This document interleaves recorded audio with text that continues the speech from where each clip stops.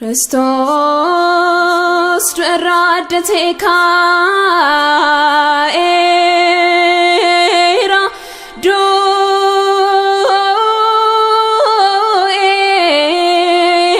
du'asaan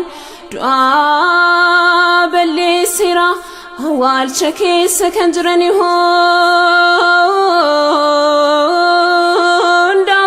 jireenya bera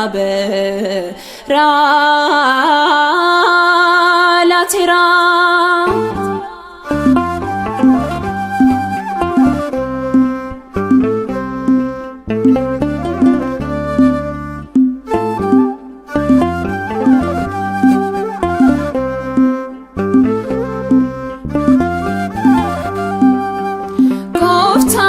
Jesus kera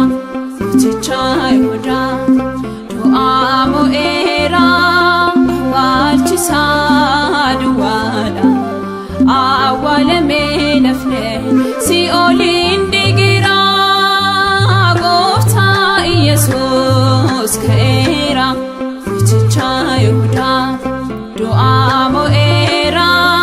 awalchisadu wala awale menafne si olindigira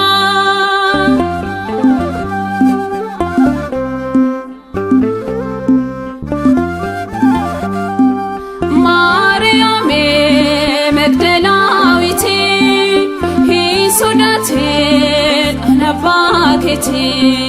demi hime misirachoko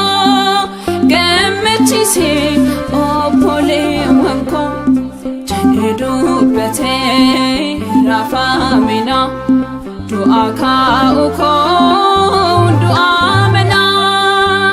gofta Jesus kera chichayuda du'amo era awalchisadu wala awale menafne si olindigira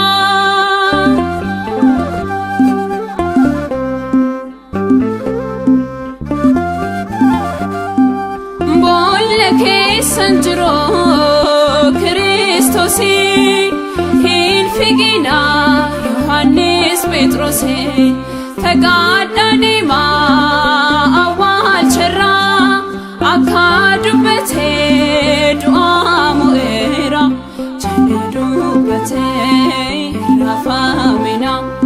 du'aka uko du'amena gofta Jesus kera chichayuda du'amo era awalchisadu wala awale menafne si olindigira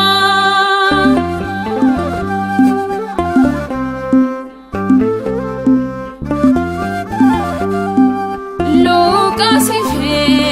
fekalayoba abdin dibi'a tikuntaba Jerusalem garabiyako iti dibi'a himaka oko jedubete rafamina du'aka uko du'amena gofta Jesus kera chichayuda du'amo era awalchisadu wala awale menafne si olindigira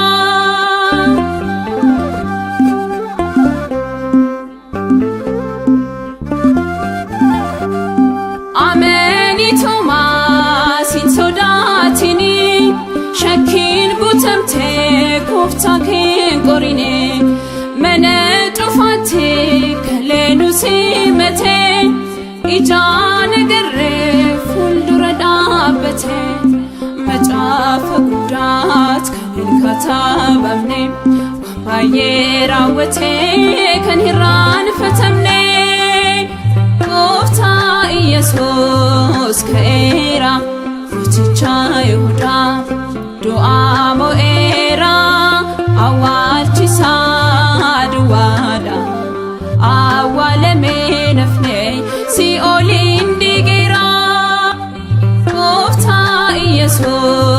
ka'eera